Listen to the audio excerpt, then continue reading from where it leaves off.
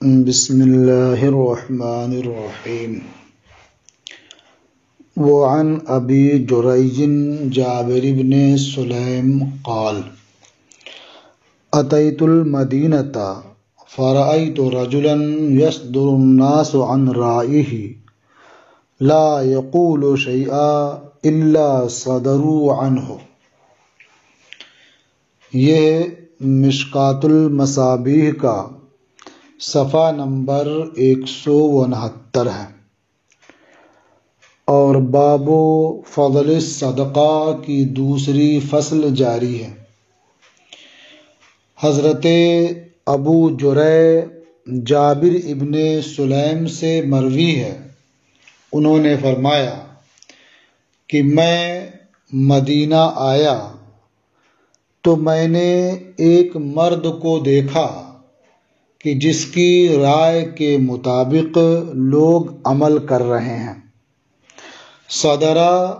یہ وردہ کی ضد ہے۔ وردہ یردو ورود کا معنی ہوتا ہے گھاٹ پر اترنا، یعنی پانی پینے کے لیے گھاٹ پر اترنا، اور صدرہ یصدرو کا معنی ہوتا ہے گھاٹ سے سیراب ہو کر کے واپس لوٹنا۔ تو اس کے لفظی معنی ہوں گے لوگ ان کی رائے سے سیراب ہو کر لوٹتے ہیں، یعنی لوگ اس کے مطابق عمل کرتے ہیں جو وہ لوگوں کو حکم دیتے ہیں، اور لوگ ان امور سے بچتے ہیں جس سے بچنے کا وہ حکم دیتے ہیں۔ لا یقول شیئا الا صدروا عنہ، وہ کوئی بات ارشاد نہیں فرماتے مگر یہ کہ لوگ اس پر عمل کرتے ہیں۔ قلت من ھذا، میں نے پوچھا کہ یہ کون ہے، یعنی یہ عظیم شخصیت، یہ بزرگ ہستی کون ہے کہ جن کے ہر ارشاد پر لوگ عمل کرتے ہیں، جن کی باتوں پر لوگ ارشاد فرماتے ہی عمل کرنے لگتے ہیں، یہ کون ہے؟ قالوا ھذا رسول اللہ صلی اللہ علیہ وسلم، لوگوں نے بتایا کہ یہ اللہ کے رسول صلی اللہ تعالی علیہ وسلم ہے۔ قال قلت علیک السلام یا رسول اللہ، ابو جریج جابر ابن سلیم نے بیان کیا کہ میں نے عرض کیا اے اللہ کے رسول آپ پر سلامتی ہو۔ مرتین، دو مرتبہ میں نے اس طرح سے سلام عرض کیا، علیک السلام یا رسول اللہ۔ قال لا تقل علیک السلام، نبی کریم صلی اللہ تعالی علیہ وسلم نے ارشاد فرمایا علیک السلام نہ کہو، علیک السلام تحیت المیت، علیک السلام میت کی تحیت ہے، یعنی مرنے والے کا سلام ہے۔ تو اب یہ علیک السلام میت کی تحیت ہے، یعنی اس زمانے میں میت کی تحیت علیک السلام تھی، اس لیے نبی کریم صلی اللہ تعالی علیہ وسلم نے علیک السلام کہنے سے منع فرمایا۔ اور یوں بھی آپ غور کریں تو آپ کو یہ سمجھ میں آئے گا کہ یہ سلام کرنا یہ دعا ہے، تو ظاہر ہے کہ دعا ہی مقصود ہے، تو السلام جو دعا ہے یہ پہلے لانا چاہیے، تاکہ جو اس کا جواب دے وہ کہے علیک السلام، جو دعا تو نے مجھے دی ہے وہی دعا آپ کے لیے بھی ہے۔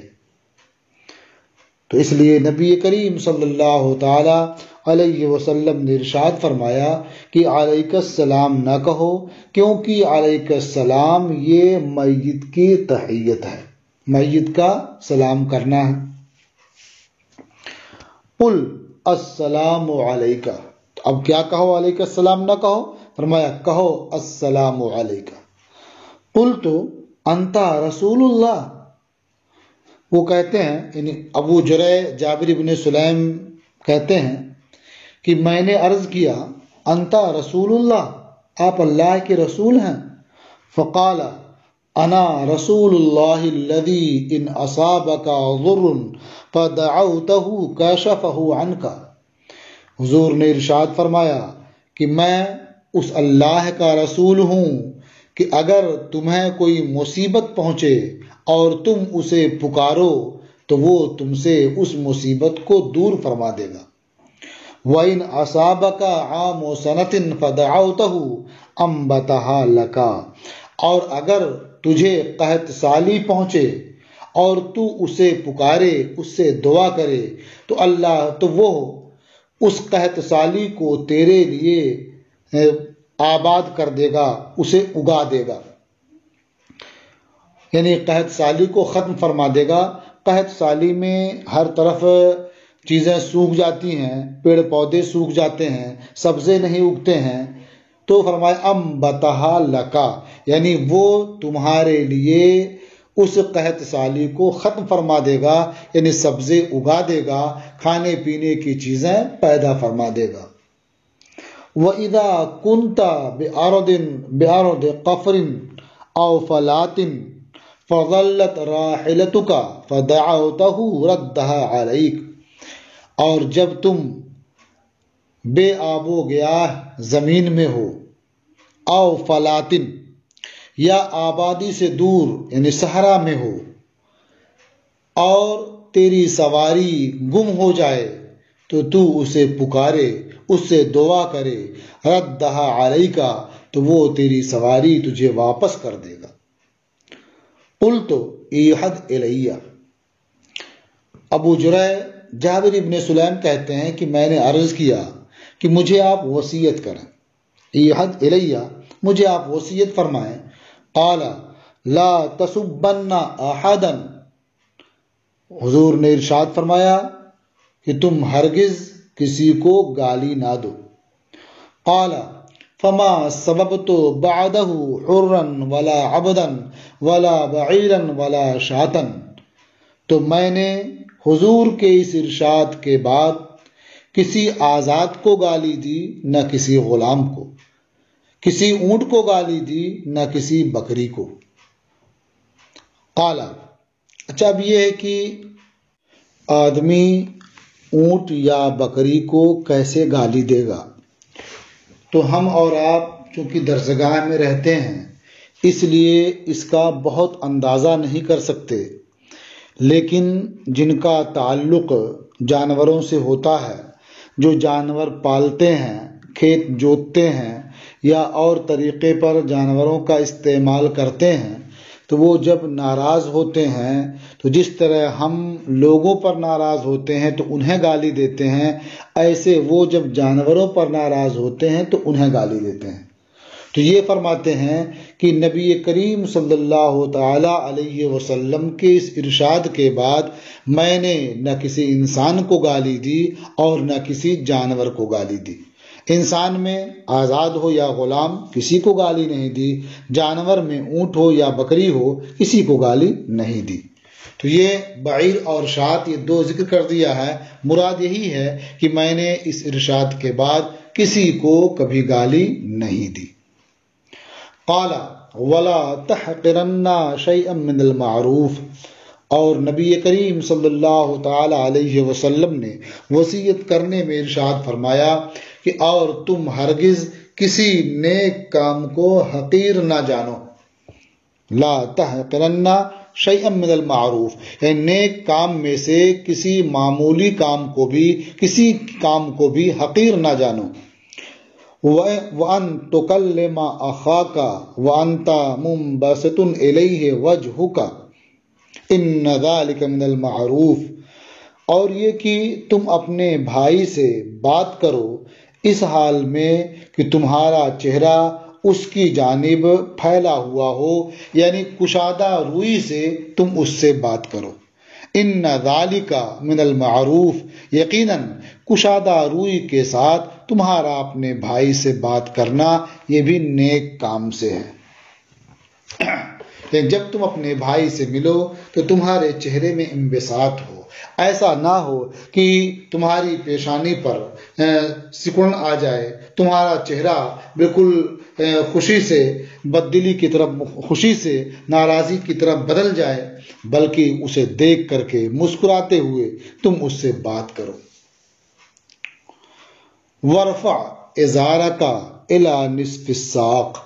اور اپنا ازار نصف ساق تک اونچا کرو،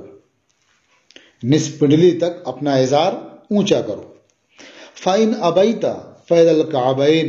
تو اگر تمہیں یہ ناپسند ہو کہ تم نصف ساق تک اپنے ازار کو اونچا نہ کر سکو تو ٹخنوں تک ضرور اونچا کرو، یعنی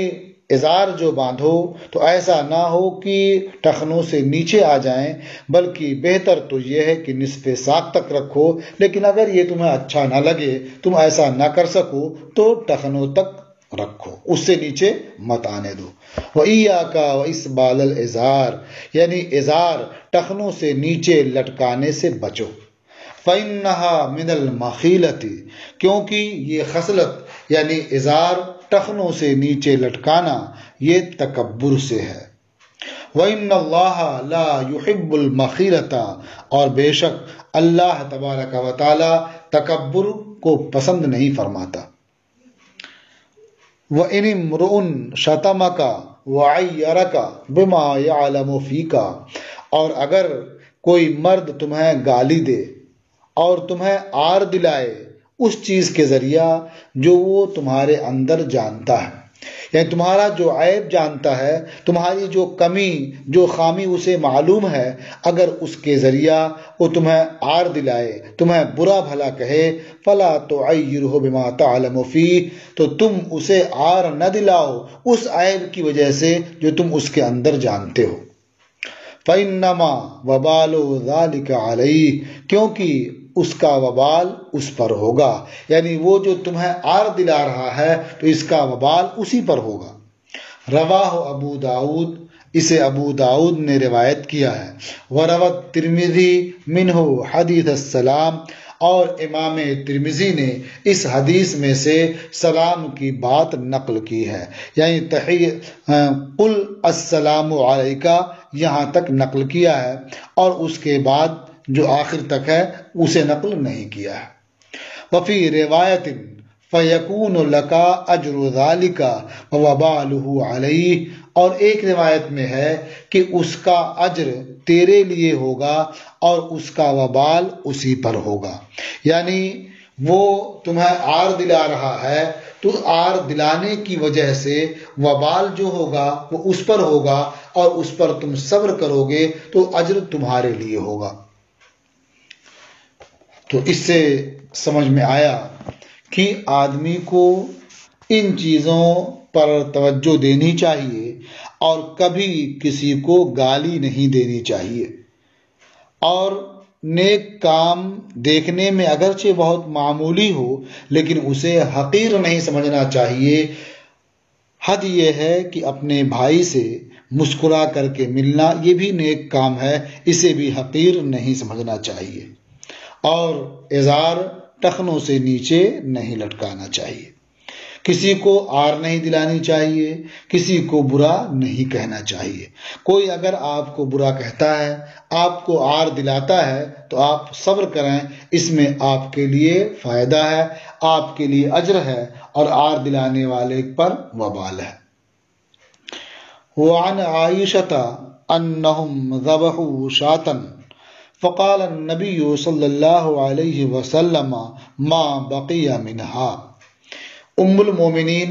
حضرت عائشہ رضی اللہ تعالی عنہا سے مروی ہے کہ انہوں نے ایک بکری ذبح کی، یعنی گھر والوں نے ایک بکری ذبح کی تو نبی کریم صلی اللہ تعالی علیہ وسلم نے ارشاد فرمایا اس بکری کا کتنا گوشت بچا ہے، ما بقی منہا، یعنی اس بکری سے کیا بچا ہے، اس بکری کا گوشت کتنا بچا ہے۔ قالت ما بقی منہا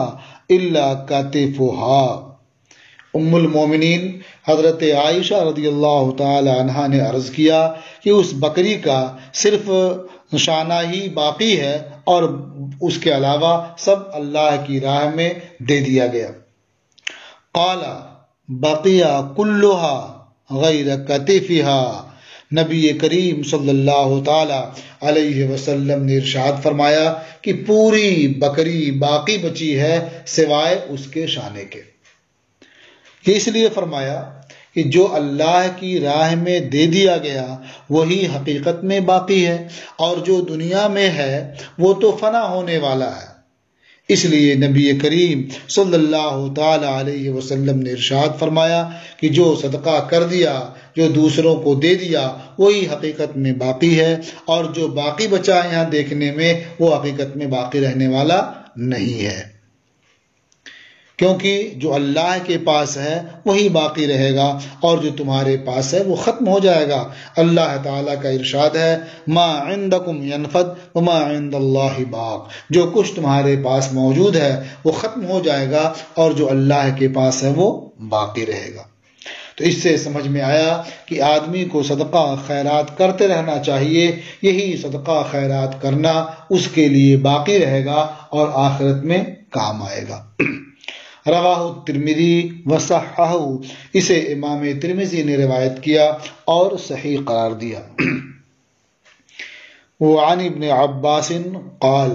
سمعت رسول اللہ صلی اللہ علیہ وسلم یقول، حضرت عبداللہ ابن عباس رضی اللہ تعالی عنہما سے مروی ہے، انہوں نے فرمایا کہ میں نے اللہ کے رسول صلی اللہ تعالی علیہ وسلم کو ارشاد فرماتے ہوئے سنا، ما من مسلم کسا مسلما ثوبا الا کانا فی حفظ من اللہ ما دام علیہ منہ خرقا، جس نے کسی مسلمان کو کپڑا پہنایا تو وہ اللہ تعالیٰ کی حفاظت میں رہے گا جب تک اس کے جسم پر اس کپڑے کا ایک ٹکڑا باقی رہے گا۔ تو یہ نفی کے بعد استثناء کیا ہے، یعنی جس مسلمان نے بھی کسی کو کپڑا پہنایا، کسی مسلمان کو کپڑا پہنایا، تو جب تک اس مسلمان کے جسم پر اس کپڑے کا ایک ٹکڑا بھی باقی رہے گا تو کپڑا پہنانے والا اللہ کی حفظ و امان میں ہوگا۔ اس سے معلوم ہوا کہ صدقہ کرنا، خاص طور سے کپڑا پہنانا کسی محتاج اور تنگ دست کو، کسی برہنہ شخص کو کس قدر باعث اجر و ثواب ہے۔ رواہ احمد و ترمذی، اسے امام احمد اور امام ترمذی نے روایت کیا۔ وعن عبداللہ ابن مسعود یرفعہ قال، حضرت عبداللہ ابن مسعود سے مرفوعاً مروی ہے، انہوں نے فرمایا کہ نبی کریم صلی اللہ تعالی علیہ وسلم نے ارشاد فرمایا، ثلاثۃ یحبہم اللہ، تین لوگ ایسے ہیں جن سے اللہ محبت فرماتا ہے، جنہیں اللہ محبوب رکھتا ہے۔ رجل قام من اللیل یتلو کتاب اللہ، ایک وہ مرد ہے جو رات کو اٹھا اس حال میں کہ وہ اللہ کی تلاوت کرتا ہے۔ وَرَجُلٌ يَتَصَدَّقُ بِصَدَقَةٍ بِيَمِينِهِ يُخْفِيهَا وَرَاهُ قَالَ مِنْ شِمَالِهِ، اور دوسرا وہ مرد ہے جو اپنے داہنے ہاتھ سے صدقہ اور خیرات کرتا ہے اس حال میں کہ اسے چھپاتا ہے۔ راوی کہتے ہیں میرا گمان یہ ہے کہ حضور نے ارشاد فرمایا کہ وہ اپنے بائیں ہاتھ سے چھپاتا ہے، یعنی داہنے ہاتھ سے خیرات کرتا ہے اور بائیں ہاتھ سے چھپاتا ہے، یعنی بائیں ہاتھ کو بھی خبر نہیں ہوتی کہ داہنے ہاتھ نے کیا خرچ کیا ہے۔ گویا غایت درجہ اسے پوشیدہ رکھتا ہے، کسی طرح سے اس کا اعلان نہیں کرنا چاہتا۔ وَرَجُلٌ كَانَ فِي سَرِيَّةٍ فَانْهَزَمَ أَصْحَابُهُ، اور تیسرا وہ شخص ہے جو کسی دستے میں تھا، کسی فوج میں تھا، فَانْهَزَمَ أَصْحَابُهُ، تو اس کے ساتھی شکست کھا گئے، فَاسْتَقْبَلَ الْعَدُوَّ، اور اس نے دشمن کا سامنا کیا، تو وہ شخص بھی اللہ کو محبوب ہے۔ رواہ الترمذی، اسے امام ترمذی نے روایت کیا۔ وقال ھذا حدیث غیر محفوظ، یہ حدیث غیر محفوظ ہے۔ احد رواته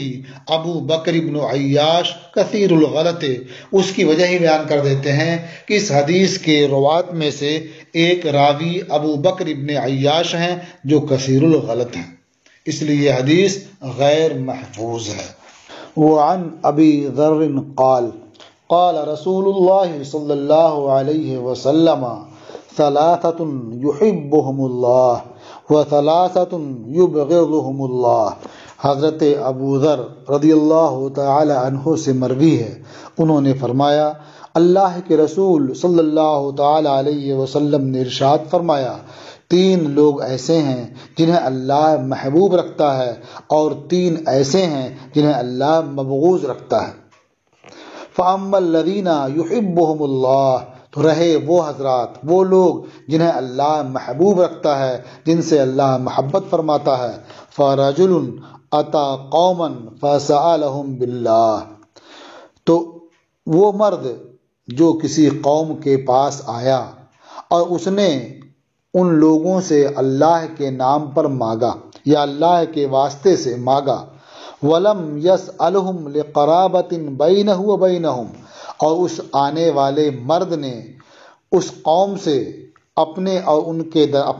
کے درمیان کسی قرابت کی وجہ سے نہیں مانگا، یعنی اس شخص کے درمیان اور اس شخص اور اس قوم کے درمیان کوئی رشتہ ناتا نہیں ہے، کوئی قرابت نہیں ہے۔ اس شخص نے ان لوگوں سے صرف اللہ کی بنیاد، اللہ کے واسطے سے سوال کیا، اللہ کے نام پر مانگا۔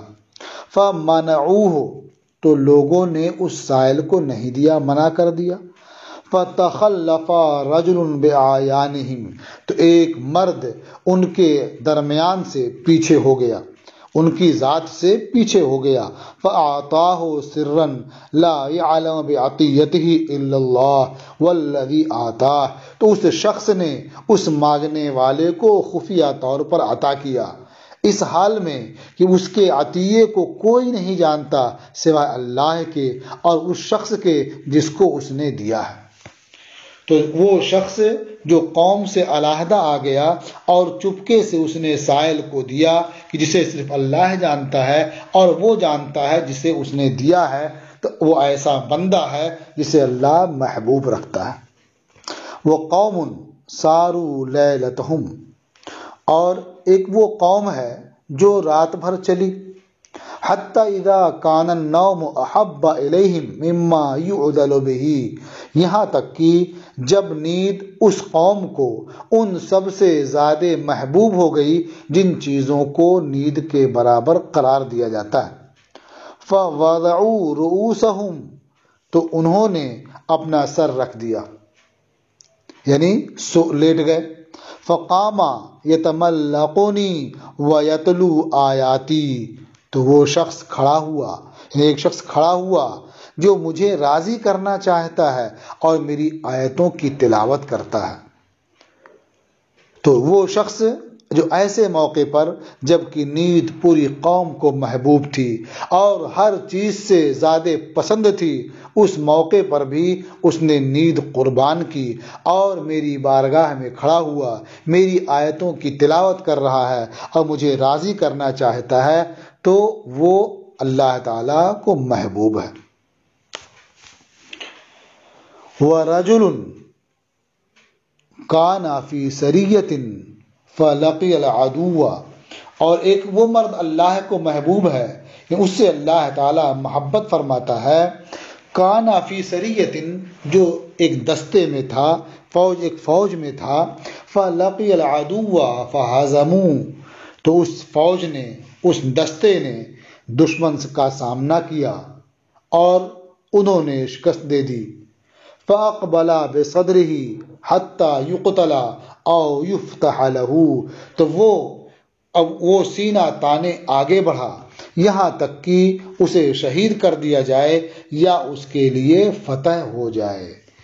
تو ایسا شخص جو اس موقع پر جبکہ دشمنوں سے شکست کھا رہے ہیں، قوم جو ہے شکست خوردہ ہے، ایسے موقع پر جو سینہ تان کر کے دشمن کی طرف آگے بڑھتا ہے، اللہ تبارک و تعالیٰ اس بندے کو محبوب رکھتا ہے۔ وَالثَّلَاثَةُ الَّذِينَ يُبْغِضُهُمُ اللَّهُ، اور وہ تین لوگ جنہیں اللہ مبغوض رکھتا ہے، جنہیں اللہ ناپسند فرماتا ہے۔ الشیخ الزانی، ایک بوڑھا بدکار ہے۔ زنا کرنا یوں ہی عیب کی بات ہے، اللہ تعالیٰ اسے ناپسند فرماتا ہے، لیکن اگر یہی کام بوڑھا کرے تو یہ اور ناپسندیدہ ہو جاتا ہے۔ والفقیر المختال، اور متکبر فقیر، یہ بھی اللہ کو مبغوض ہے۔ مختال جو متکبر ہے وہ تو اللہ کو مبغوض ہے ہی، لیکن وہ متکبر فقیر ہو یہ اور زیادہ ناپسندیدہ ہے۔ والغنی الظلوم، اور ظلم کرنے والا مالدار، اس لیے کہ اللہ تعالیٰ نے اسے دولت دی تھی تو چاہیے تھا کہ وہ اللہ کا شکر ادا کرتا، لیکن اس نے شکر ادا کرنے کے بجائے ظلم کرنا شروع کر دیا تو وہ اللہ تعالیٰ کو مبغوض ہے۔ تو ظلم جو بھی کرے گا وہ مبغوض ہے، لیکن اگر اسے اللہ نے دولت سے نوازا ہے اور وہ ظلم کر رہا ہے تو یہ اور زیادہ ناپسندیدہ ہے۔ تو وہ تین لوگ جنہیں اللہ مبغوض رکھتا ہے، بوڑھا بدکار ہے، اور دوسرا شخص یہ متکبر فقیر ہے، اور تیسرا شخص ظلم کرنے والا مالدار ہے، مالدار ظالم۔ رواہ الترمذی والنسائی، اسے امام ترمذی اور امام نسائی نے روایت کیا۔ وعن انس قال، اور حضرت انس سے مروی ہے، فرمایا قال رسول اللہ صلی اللہ علیہ وسلم لما خلق اللہ الارض، اللہ کے رسول صلی اللہ تعالی علیہ وسلم نے ارشاد فرمایا کہ جب اللہ تبارک و تعالی نے زمین پیدا فرمائی، جعلت تمید، تو وہ ہلنے لگی، حرکت کرنے لگی، فخلق الجبال، تو اللہ نے پہاڑ پیدا فرمائے، فقال بہا علیہا، تو اللہ نے پہاڑوں کو اس پر جما دیا، فاستقرت، تو زمین قرار پذیر ہو گئی، زمین نے حرکت کرنا بند کر دیا۔ فعجبت الملائکۃ من شدت الجبال، تو پہاڑوں کی سختی کے سبب یا پہاڑوں کی سختی سے فرشتوں کو تعجب ہوا۔ فقالوا یا رب هل من خلقک شیء اشد من الجبال، فرشتوں نے عرض کیا اے پروردگار، کیا تیری مخلوق میں کوئی شے پہاڑوں سے بھی زیادہ سخت ہے؟ قال نعم،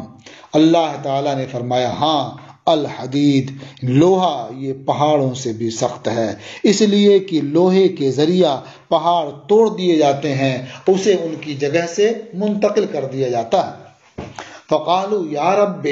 هل من خلقک شیء اشد من الحدید، فرشتوں نے عرض کیا اے پروردگار، کیا تیری مخلوق میں کوئی شے لوہے سے بھی زیادہ سخت ہے؟ قال نعم، رب تبارک و تعالی نے فرمایا ہاں، النار، آگ لوہے سے بھی زیادہ سخت ہے۔ آپ دیکھتے ہیں کہ لوہے کو آگ میں ڈال دیا جاتا ہے تو آگ لوہے کو نرم کر دیتی ہے، اسے پگھلا دیتی ہے، اور بسا اوقات پانی کی طرح سے لوہا بہنے لگتا ہے۔ فقالوا یا رب هل من خلقک شیء اشد من النار، فرشتوں نے عرض کیا اے پروردگار، کیا تیری مخلوق میں کوئی شے آگ سے بھی زیادہ سخت ہے؟ قال نعم الماء، فرمایا ہاں، پانی آگ سے بھی زیادہ سخت ہے کہ پانی آگ کو بجھا دیتا ہے۔ فقالوا یا رب هل من خلقک شیء اشد من الماء، فرشتوں نے عرض کیا اے پروردگار، کیا تیری مخلوق میں کوئی شے پانی سے بھی زیادہ سخت ہے؟ قال نعم الریح، اللہ نے فرمایا ہاں، ہوا یہ پانی سے بھی زیادہ سخت ہے، اس لیے کہ ہوا چلتی ہے تو پانی کو اپنے ساتھ جدھر چاہتی ہے لے جاتی ہے۔ یا مراد یہ ہے کہ ابر کے اوپر پانی کا ذخیرہ ہوتا ہے اور ہوائیں ابر کو پانی کے ساتھ اڑاتی ہوئی لے جاتی ہیں، اس طرح سے ہوا یہ پانی سے زیادہ سخت اور طاقتور ہے۔ فقالوا یا رب هل من خلقک شیء اشد من الریح، فرشتوں نے عرض کیا اے پروردگار، کیا تیری مخلوق میں کوئی شے ہوا سے بھی زیادہ سخت ہے؟ قال نعم ابن آدم تصدق صدقة بیمینہ یخفیها من شمالہ، اللہ تعالیٰ نے فرمایا ہاں، وہ ابن آدم ہے جو اپنے داہنے ہاتھ سے صدقہ دیتا ہے اس حال میں کہ اسے اپنے بائیں ہاتھ سے مخفی رکھتا ہے، چھپاتا ہے۔ تو جو بندے مومن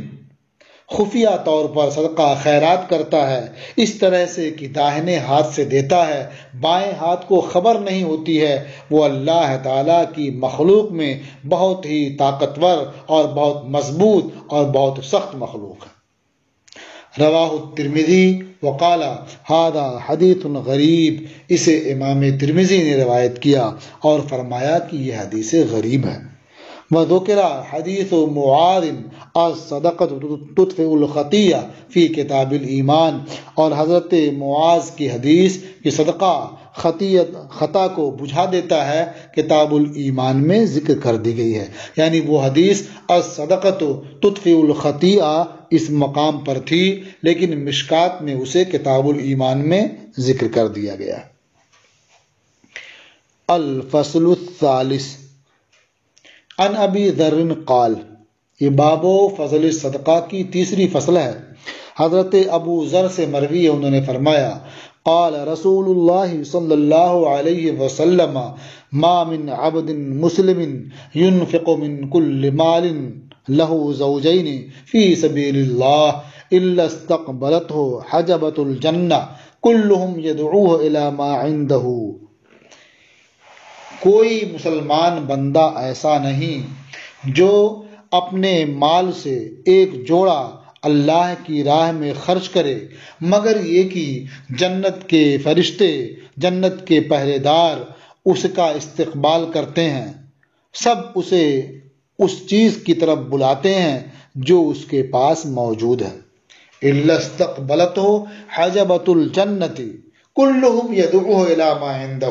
یعنی جنت کے جو پہرے دار ہیں، جنت کے جو دربان ہیں، جنت کے جو فرشتے ہیں، جو دروغہ ہیں، وہ اس کا استقبال کرتے ہیں اور سب کے سب اسے دعوت دیتے ہیں اس کی طرف جو اس کے پاس موجود ہے، یعنی ہر دروازے کے فرشتے اسے دعوت دیتے ہیں اس دروازے سے وہ اندر داخل ہو جائے۔ قلت وکیف ذالک، میں نے عرض کیا کہ یہ جوڑا خرچ کرنا کیسے ہوگا، اس کی صورت کیا ہے؟ قال ان کان ابلا فبعیرین، کا جوڑا خرچ کرنے کی صورت یہ ہے کہ اگر اس کے پاس اونٹ ہوں تو 2 اونٹ خرچ کر دے، 2 اونٹ صدقہ کر دے۔ وَإِنْ كَانَتْ بَقَرَةً فَبَقَرَتَيْنِ، اور اگر اس کے پاس گائے ہو تو 2 گائے صدقہ کر دے، تو اپنے پاس موجود مال سے جوڑا خرچ کرنا پایا جائے گا، جوڑا صدقہ کرنا پایا جائے گا اور اس کے لیے فضیلت حاصل ہوگی۔ رواہ النسائی، اسے امام نسائی نے روایت کیا۔ وعن مرثد بن عبداللہ قال، اور مرثد ابن عبداللہ سے مروی ہے، انہوں نے فرمایا حدثنی بعض اصحاب رسول اللہ صلی اللہ علیہ وسلم، مجھ سے بعض اصحاب رسول اللہ صلی اللہ علیہ وسلم نے حدیث بیان کی، انہ سمع رسول اللہ صلی اللہ علیہ وسلم یقول، کہ انہوں نے اللہ کے رسول صلی اللہ تعالی علیہ وسلم کو ارشاد فرماتے ہوئے سنا، ان ظل المؤمن یوم القیامہ صدقتہ، ان ظل المؤمن یوم القیامت صدقتہ، یقیناً مومن کا سایہ روز قیامت اس کا صدقہ ہوگا، یعنی اس کا صدقہ، اس کا خیرات کرنا یہ مومن کے لیے روز قیامت سایہ کا سبب ہوگا۔ رواہ احمد، اسے احمد نے روایت کیا۔